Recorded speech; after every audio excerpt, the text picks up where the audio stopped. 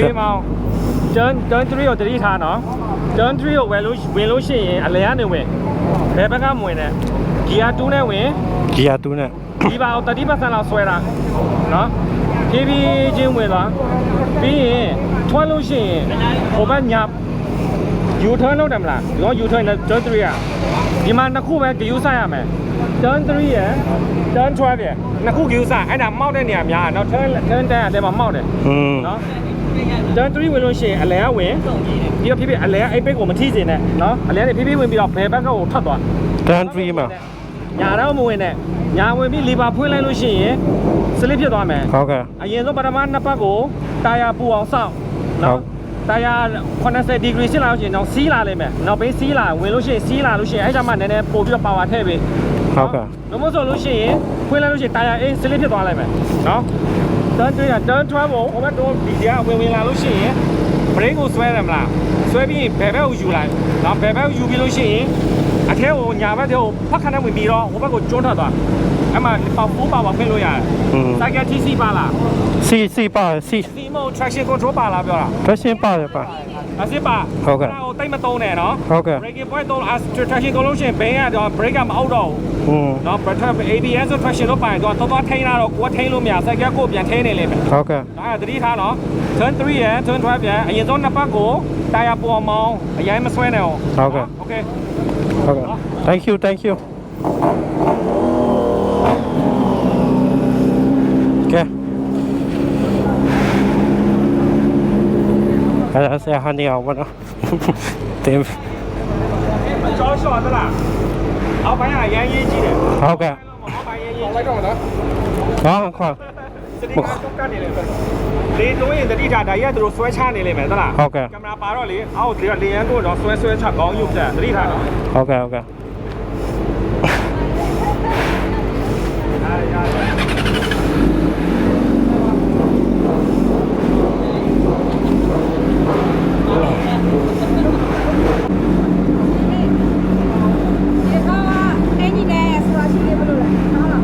ကောင်း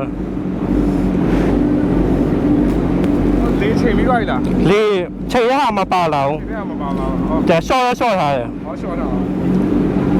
ဒီနေ့လဲ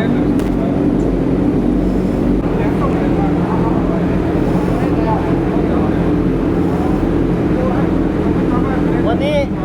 เอาท่าก่อนโต๊ะแปนแล้วอ่ะพยายามเอาท่านี้ก่อนนะสองอย่างนี้สไลด์ก้นท่าขอสองอย่างนี้ก่อนสไลด์ก้นก่อนท่าก็สายตาอันเยอะๆยังไม่ทันเลยแหละยังไม่ทันเลยโอเค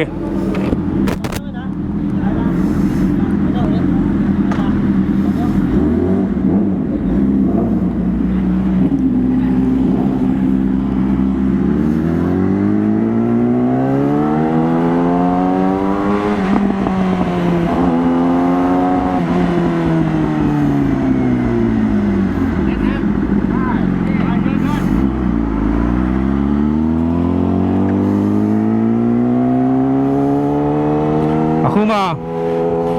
ဟောဥစား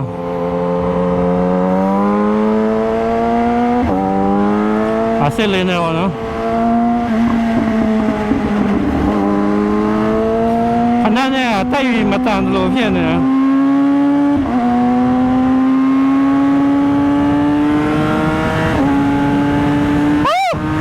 ဆရာချားမှာ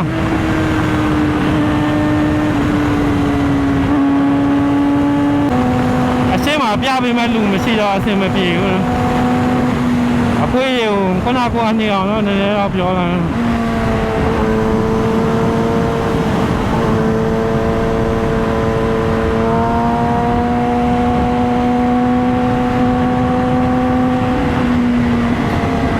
အဲ့ဒီနဲ့မောတာအဆင်မပြေဘူးဗျနည်းနည်းကြက်နေလို့ခံစားရတယ်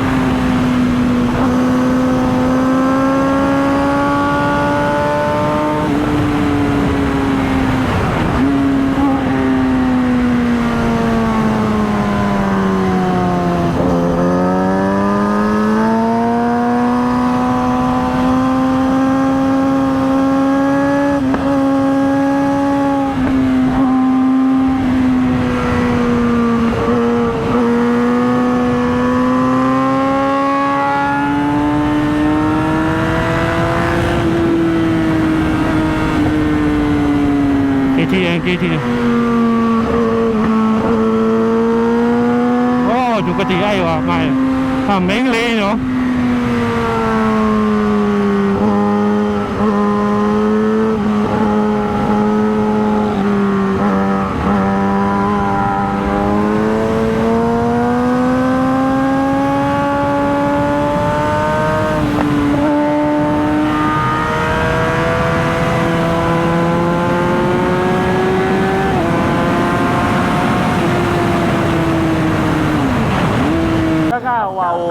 အရန်ကြီးဒီဘက်ကိုကတ်လို့ရှိရင်လေအခုကဂီယာချလို့ရှိရင်ဂီယာသာမားနေတယ်လို့ပဲစိတ်ထဲမှာဘယ်လိုချလဲဂီယာချရင် ကလန့်ညေ့ချ တော့တစ်ချက်ချပြီးလွတ်တစ်ချက်ချပြီးလွတ်အဲ့လိုလွတ်တာမလားအဲ့ဒါကိုဒီနေရာဘယ်ဂီယာနဲ့ဝင်လဲ ဒီည3လောက်ဒီက3မဟုတ်နဲ့ 3နဲ့ဝင်လာအောင်3နဲ့ရင်ဝင်လာအောင်နည်းနည်းလေးနင်းအောင်ဝင်ပြီးတော့မှ speed ထဲမှာတုံးကြည့်နင်းနဲ့ပဲဝင်နင်းနဲ့ဝေးတန်ကြအောင်လေအဲ့ဒါလည်းခဏခဏရောက်ဝင် brake ကိုဒီမှာ200 point ရှိတယ်တွေ့လား braking point 200ရှိတယ်တွေ့လားအဲ့ရကြမှာနေဒီကြားကြမှာ brake ဘလဲတင် ဒီမှာအဲ့မှာဟိုးတယ်မဟုတ်နဲ့ဟိုရန်ဆောင်ကနေသွားလို့ရှိရင်ဝင်သွားလို့ရှိရင်ဘာဖြစ်သွားလဲဆိုတော့နှေးကြပါစိုက်ကြီးရနော်နှေးကြပါလို့ရှိရင်အထွတ်မှာလည်းနှေးပါအဲ့ကျရင်ဂီယာ3နဲ့ဝင်နေလို့ရှိရင်ပိုဆိုးအောင်ကျွန်တော်ပြောတာဒီမှာ200ရှိတယ်ဒီမှာတော့ဒီမှာဒီတိုင်းမှာဒီမှာbox ရှိတယ်ဟုတ်လားဒီအပေါ်အဆောက်အဲ့ box မှာတစ်ချက်ဖြည်းဖြည်းလေးပဲအောက်လိုက် brake ဖြည်းဖြည်းအောက်ပြီးတာနဲ့ဂီယာ down တစ်ခါတည်းချနှစ်ဖက်စလုံးပါနော် brake အောက်မယ်ကနက်ကို clip လုပ်လိုက်ပြီးရင် brake လွတ်လိုက်မယ်ပြီး composition ယူပြီးဖြည်းဖြည်းလေးဝင်ချသွားမယ်2နဲ့ဝင်လိုက်ဂီယာ2နဲ့ဝင်လိုက်ဖြည်းဖြည်းလေးဝင်ချသွားအေးဖြည်းဖြည်းလာပြီးတော့ဟိုဘက်အိတ်ဘက်ဝင်သွားပြီလားဟိုဘက်လည်းထောက်ပြီးဆိုတာနဲ့ပြန်ဖွင့်တော့ပြန်ဖွင့်ချလိုက်30 40 50 60ဖွင့်ချပါဝေါဆိုတော့မဆွဲလိုက်နဲ့နော်အဲ့ဒါကိုဖြည်းဖြည်းနဲ့ရအောင်ဆွဲအောင်အဲ့ဒါရမှတော့မှမြန်ထွက်ဟောတော့တရားဒီကောင်ချောချီကိုတော့ရက်သွားလမ်းဖားကနေပတ်ခနဲ့ပြတော့မှာတော့နော်ဝင်လို့ရှိရလို့ဝင်ဒီမှာ200 breaking point ရှိအဲ့ဒါကိုရိုးရမအမအိုးရေကဒီမှာအုပ်စားဟုတ်တယ် တရားဆောက် ဝင်လာလို့ရှိရင်ဝင်လာဝေးလာနေအကြိုင်ဝူးတက်ပြန် break လိုက်ဒီပြန်နဲ့လွတ်လိုက်တော့ break ပြီးမဆွဲရနဲ့နော်အကွေးကိုမဝင်ခင် break ကိုလွတ်လိုက်အကွေးမှာ break တော့ဆက် train break မလုံးနဲ့အောင်နော် break ကိုကင်ထားပြီးတော့အကွေးမကွေးမှာလွတ်လိုက်အဲ့ဒါကို break ကိုလွတ်အကွေးမဝင်ခင် break ကိုလွတ် break ကိုကင်ပြီးတော့အကွေးတော့မဝင်သွားနဲ့အဲ့ဘာဖြစ်သွားလဲဆိုတော့အကွေးထဲရောက်လို့ရှိရင် break ရှိတယ်လို့ရှိရင်အဲ့ဒါ park ဆိုလဲကြသွားတယ်နော် brake ကိုလွတ်အမှ100ရှိပြီမလား100ကျရင်စကွေ့ပြီအဲ့မရောက်ခင် brake လွတ်လိုက်ဂီယာကို2ချအဲ့မှာဖြည်းဖြည်းဝင်အဲ့ဒါကိုအရင်လုံးလိုက်အောင်ကျန်တဲ့ခဏမိထားလိုက်အောင်နော်ဒီမှာဒီကနေပြန်စတာ T1 စမယ် brake ကိုဒီဆိုင်ကိုအောက်မှာအုပ်မယ်အရင်သွားရစမယ်နော်အဲ့ဒါနဲ့အုပ်မယ်အုပ်ပြရနဲ့ဂီယာကိုချမယ် ဂီယာ နော် brake လည်းအုပ်မယ်ဂီယာလည်းချမယ်အဲ့ဒါကိုအရင်ဆုံးကျင့်ပြီးတာနဲ့100ရောက်လာတဲ့ pass ဆိုအုပ်ပလိုက်ဝင်သွားမယ်ဝင်ပြီးတာနဲ့ဟိုဘက်ကိုထွက်တာနဲ့ဒီပါကိုဖြစ်မယ်ဖြည်းဖြည်းနော်ဖြည်းဖြည်းအဲ့ဒါကိုအရင်လုပ်လိုက်အဲ့ဒါရောက်ပြီးမှအခုဟိုဘက်3ကို22ကို22ကအဲ့ထိုင်ကုန်လေးရှင်းမှာ22ဟိုအကြီးတက်လားအကြီးမှာဘယ်လိုနေလဲ အကြီးမှာကဝင်ရတယ်အဲ့လို2နဲ့2ဂီယာ3မဟုတ်2နဲ့ပဲဝင်တယ် 2နဲ့ပဲဝင်အောင်ဖြည်းဖြည်းဝင်ပါ ဟုတ်ကဲ့ body position ရအောင်လို့နော် body position ရအောင်ပြကြည့်ပြီးတော့မှဖြည့်ပဲမလွန်နဲ့အန်ဒီများတယ်အဲ့ဒါတွေရင်ရအောင်ကြည့်ကွာဒါကိုဝင်ကြည့် breaking ကြည့် breaking နဲ့ကြည့်မယ် turn နဲ့ဝင်လာကြည့်မယ်အဲ့ဒါကိုအရင်လုပ်လိုက် ဟုတ်ကဲ့ နော်ပြီးတော့မှဖြည်းဖြည်းဖွင့်အဲ့ဒါကိုအရင်ဆုံးအဲ့ဒါ turn 1ရအောင်လို့အဲ့ဒါအဲ့တိုင်းအများနဲ့ဖြစ်နေအောင်လို့ပြီးတော့မှ breaking ကိုအဲ့ကနေပြီးတော့ဒီဆိုင်မိုးအောက်ကနေပြီးတော့ဒီနေရာကိုရွှေ့မယ်ဖက်ခနဲ့အုပ်ပြတာနဲ့ဝစ်ထားနော်ဟုတ်ကဲ့အစောကြီးမထားတာနဲ့ဘေးအုပ်လိုက်ဘေးအုပ်ပြီးမှဘေးအုပ်တဲ့ချိန်မှာဖော့ဆိုထားပြီးတော့မှကွေ့မယ်ဆိုရင်ဒီလိုဝစ်ပလိုက်ပြန်ဝစ်ပလိုက်ဒီလိုလေးပြန်ဝစ်ပလိုက်နော်ဟုတ်ကဲ့ဒီလိုမှအဲ့လိုမကွေ့ချနိုင်တာဟုတ်ကဲ့နော်ကိုယ်ဘာလို့အမြင့်ဆိုရင်ကိုယ့်ရဲ့ center gravity ဒီပေါ်မှာရောက်သွားရင် cycle က balance မရှိတော့ဝစ်နေမှာအောက်မှာ center အောက်မှာရှိမှာအလေးချင်းအောက်မှာရှိမှာအဲ့ဒါကိုကွေ့လို့ကောင်းလို့မှာအဲ့ဒါအရင်ဆုံးကျင့်လာဟုတ်ကဲ့ โอเคโอเคကျေးဇူးပါရတယ်ဟိုကရှိကြဟာလားဟုတ်ကဲ့ဟုတ်ကဲ့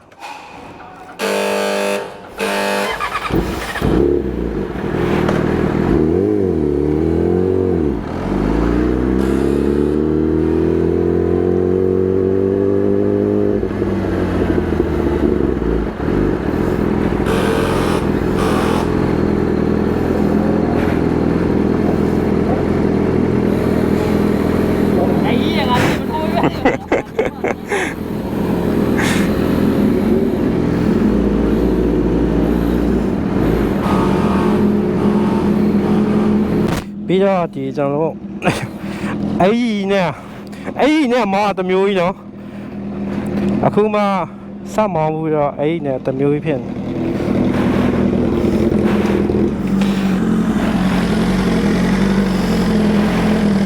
ချင်းနေ နောက်နဲ့တော့ဆို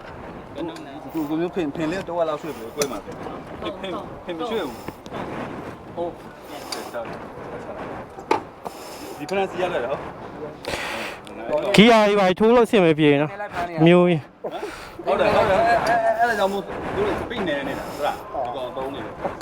ဟုတ်တာပါနော် အပြင်ကနေထားတော့မရတဲ့ဟာကြီးอ่ะအပြင်ကနေထားတော့မောင်းနေတာ ဒါကနားသိပြီလားမလို့ကိုယ်လို့ပါတယ် ကိုထားယုံကြည်ရှိနေလေ ဟုတ်တယ်ဆက်ကျွန်တော်ဆက်မောအဲ့ဒီနဲ့မမောင်းဘူးတော့ အဲ့ကြီးကြောက်လည်းပါအဲ့ကြီးကပါ ဟုတ်မဟုတ်ကိုမျိုးဟာနည်းနည်းထိုးရလွယ်ရရဲ့ အေးပဲလေ အဲ့ရခါမှာ ခီယာကျွန်တော်ဖနိုင်ဆိုခီယာထိုးရခတ်တယ်နော် နည်းလိုက်ရှာနေ ဟိုဒီကဘရိတ်ပဲကြီးရအောင်မဘရိတ်ပဲ ဘလေးကကွင်းမှာကျတော့အနောက်ပလေးမတော်ရှစ်ပလေးပဲ နောက်က26ပဲလားအဲ့ဒါ ဘာလို့လောက်ရမှာကိုကိုတွေးနေတော့မယ်ကိုနည်းနည်းဆက်ပြည့်သွားတယ်ဘာလောက်ရမလဲဆိုတာတွေးလို့ကောင်းတော့မယ် ဟုတ်စားမမကျွန်တော်ဟုတ်ကင်ကကြံကွင်းမှာဆိုရင်လေဟိုသူတို့အရှင်းမှာလိုက်ပြရဲအရှင်းနဲ့ဘလို့ဝင်လဲနှစ်ပတ်လောက်လိုက်ပြတယ်အခုကပြပြီးမဲ့လူမရှိတော့ဒီလေဘလို့ဝင်ရဘလို့ထွက်မှာပြက်နေတယ် ဝယ်ရမလားညှိရမလားတွားရမလား ဟဲ့ဒီလေ ဆိုင်ကိုပြင်မလားယူခိုင်း နည်းအချိန်ရနိုင်ဟုတ်လားကိုယ်မှာဆိုဒီဘက်ကလိုက်ကပ်ပြီးကိုချပါကပ်ဒီဘက်ကလိုက်တော့အလဲနောက်ထောက်တော့ဒီကပ်ပြီးတော့ ချင်းနေကချင်းရအောင်မယ်တာယာဒီဘက်ချမ်းတော့ကုတ်တယ်ဒီဘက်ချမ်းမကုတ်ဖြစ်နေလူတွေဒီကောင်လည်းပြော့တယ်ပဲခိုင်ကျပူနေတော့ဒီအနေထားနဲ့မျက်စားစရာလားโอเค